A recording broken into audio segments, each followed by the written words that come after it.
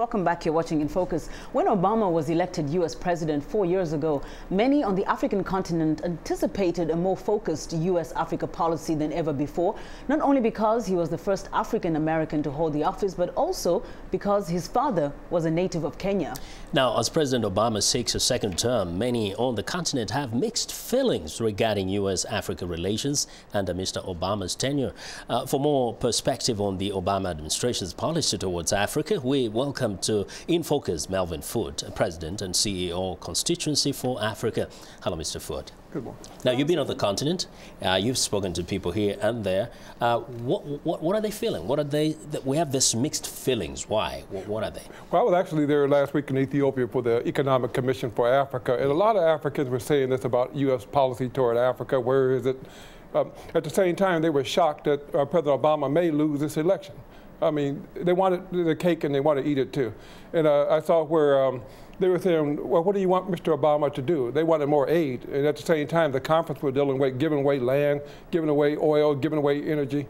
You're giving away Africa, then you're asking Obama for aid, you know. So there's a whole lot that we got to be doing together. So, but overall, everybody, they love Obama, but they want to have him to do something more on Africa. Now, Mr. Foote, you influenced President Obama's administration's policy on Africa.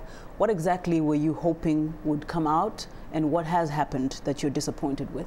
Well, realistically, when the president came to office, the banks had failed, the housing market had crashed, Wall Street was completely at its bottom.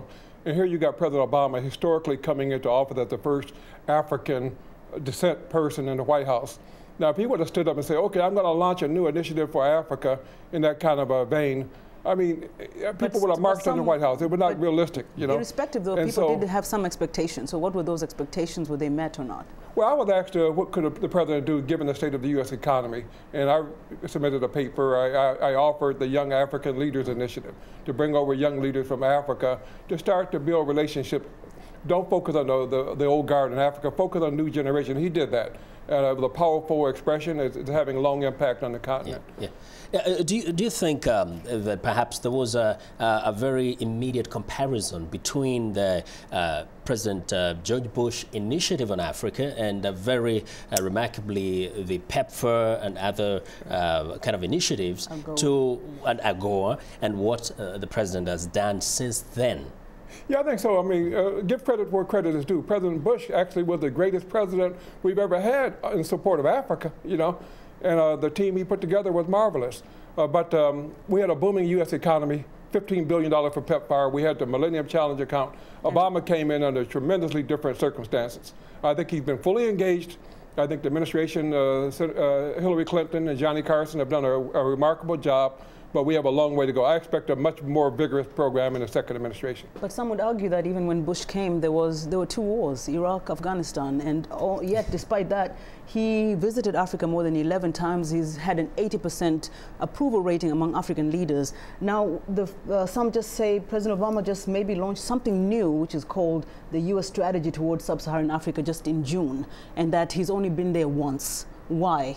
Well, I mean, I don't think it's a matter of trips to Africa. Let's don't measure it by trips to Africa. I think President Obama has been dealing with the wars, been dealing with the domestic economy.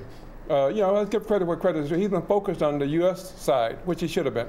But I think the Africa side has not been neglected. I expect in the second term a much more vigorous program around trade policy with Africa. I see much more support for AFRICOM. I see support for security issues. What if he's not re-elected in the fourth term? We'll never know. Yeah. About what are the African leaders that you've spoken to doing themselves, and you know, in doing that, they can say, okay, if you give us a little support on this, we'll do better. Yeah, I think it's an issue in Africa. I think women are on the move in Africa. I think President Banda in Malawi, I think President Zuma, the new head of the Africa Union Commission, I think Africa's on the move.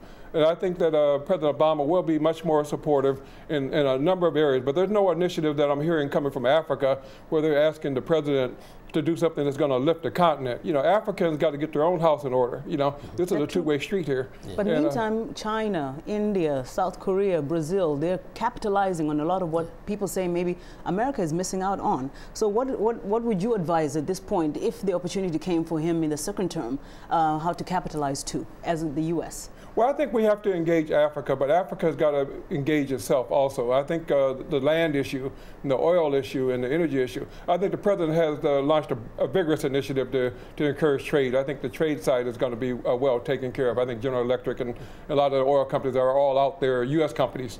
So I see it already moving in the right direction, but a new initiative is something that's going to be. Very briefly, do you think, in terms of the common Africans, the symbolism is an issue, like the visiting, it means something to them? Yeah. Well, the president wanted to go. I know he was trying to get a trip this year.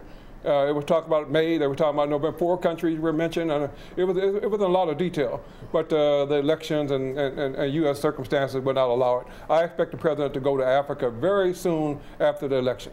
Now, you've just also said you just returned from Ethiopia, where you interacted with a lot of African heads of state, where they told you specifically, or if not heads of states, a lot of African government officials who told you that they were disappointed.